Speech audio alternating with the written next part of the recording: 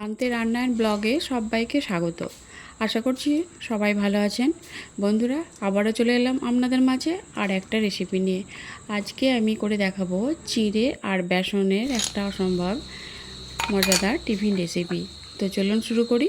আমি এখানে নিয়ে নিয়েছি প্রথমে এই ছোট বাটির এক বাটি বেসন।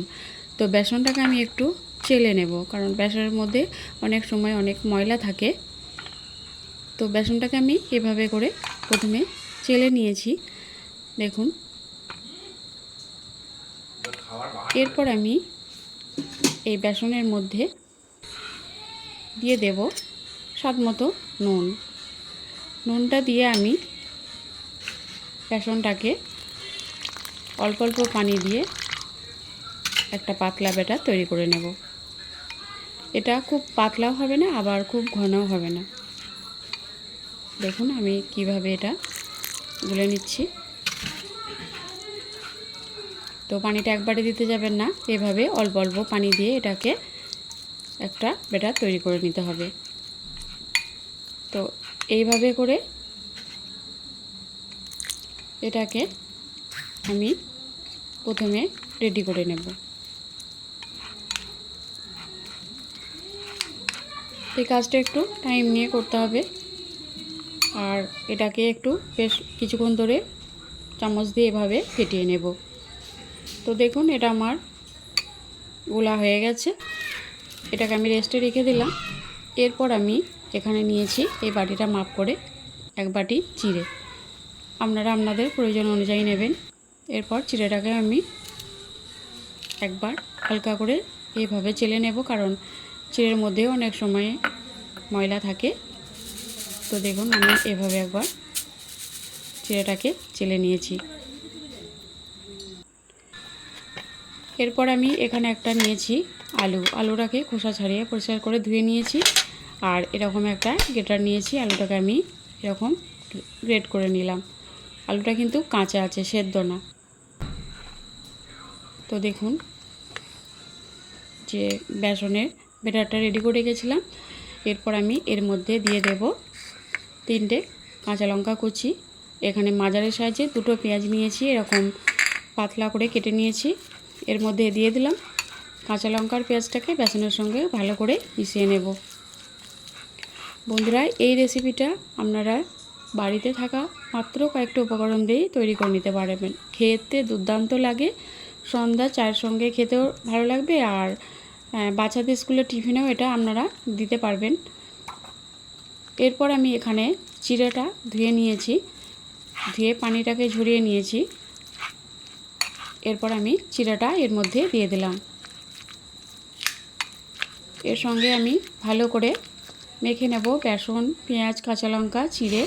তো দেখুন এটাকে ভালো করে মেখে নিয়েছি। আর এখানে আমি নিয়েছি ওই গ্রেট করে নেওয়া আলুটা আর গাজর। আমি এখানে একটা পুরো গাজর দিইনি, হাফটা দিয়েছি। এটাকে আমি গ্রেট করে নিয়েছি। তো দিয়ে দিলাম গ্রেট করে নেওয়া গাজর আর আলু।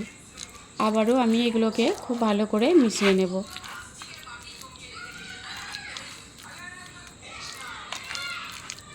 তো চামচ দিয়ে আমি খুব সুন্দর করে এটাকে মিশিয়ে নেব।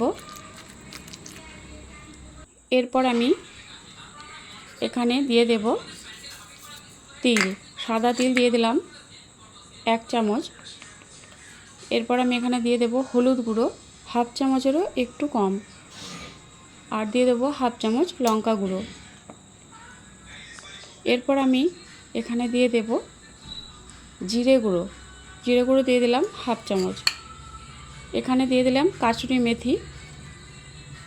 আপনাদের হাতের কাছে যদি না কাসুরি মেথি থাকে, আপনারা এখানে ধনেপাতাও ব্যবহার করতে পারবেন। এরপর আমি সবগুলো উপকরণ আবারও চামচ দিয়ে খুব ভালোভাবে মিশিয়ে নেব। এটাকে আমি একটু টাইম নিয়ে খুব সুন্দর করে এটাকে মেখে নিয়েছি। এরপর আমি এখানে সবশেষে দিয়ে দেব কালো জিরে আমি এখানে ছোট চামচের 1 চামচ দিয়ে দিয়েছি। আপনাদের যদি কারোর ভালো না লাগে এটা বাদ দিতে পারেন, তবে দিলে খেতে বেশ ভালোই লাগে। তো সবগুলো উপকরণ আমি মেখে নিয়েছি। এরপর আমি এগুলোকে ভেজে নেব তার জন্য আমি এখানে একটা ফ্রাই প্যান বসিয়ে দিয়েছি। ফ্রাই প্যানটাকে খুব ভালো করে গরম করে নিয়েছি আর এর মধ্যে দিয়ে দেব পরিমাণ মতো তেল। তবে এগুলো আমি ডুবো তেলে ভাজবো না। দেখুন তেলটাকে খুব ভালো মতো করে গরম করে নিতে হবে। তেলটা ভালো মতো করে গরম করে নিয়েছি। এরপর আমি এই চামচটা মাপ করে 1 চামচ করে আমি এখানে বেসন আর চিড়ের যে মিশ্রণটা তৈরি করেছিলাম সেটা দিয়ে দিলাম। আমি এটাকে আর এর থেকে বেশি বড় করব না, ঠিক এরকম সাইজে এগুলোকে আমি ভেজে নেব।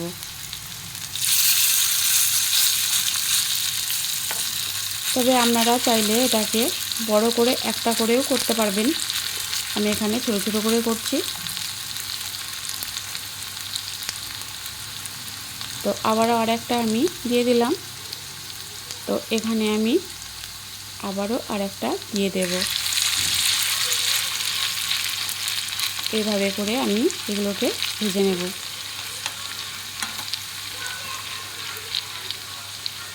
বন্ধুরা একবার হলেও বাড়িতে এভাবে করে তৈরি করে খেয়ে দেখবেন, দুর্দান্ত খেতে লাগে। আর সন্ধ্যা চায়ের সঙ্গে খেতে তো দারুণ লাগে। তো এটা আমার হয়ে গেছে। আমি এটাকে এভাবে করে উল্টে নিলাম। দেখুন এক পিঠ হয়ে গেছে, অপর পিঠটা আমি উল্টে নেব।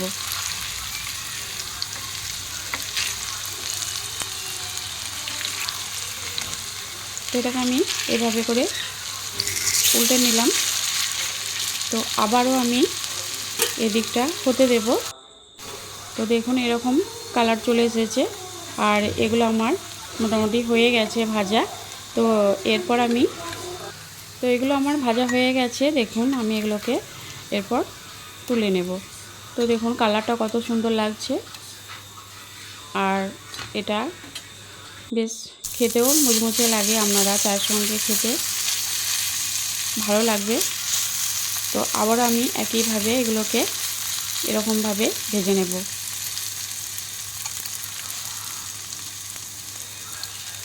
তো আবারও আমি এভাবে করে 1 চামচ করে এর মধ্যে দিয়ে দিলাম, দিয়ে আমি এগুলোকে ভেজে নেব।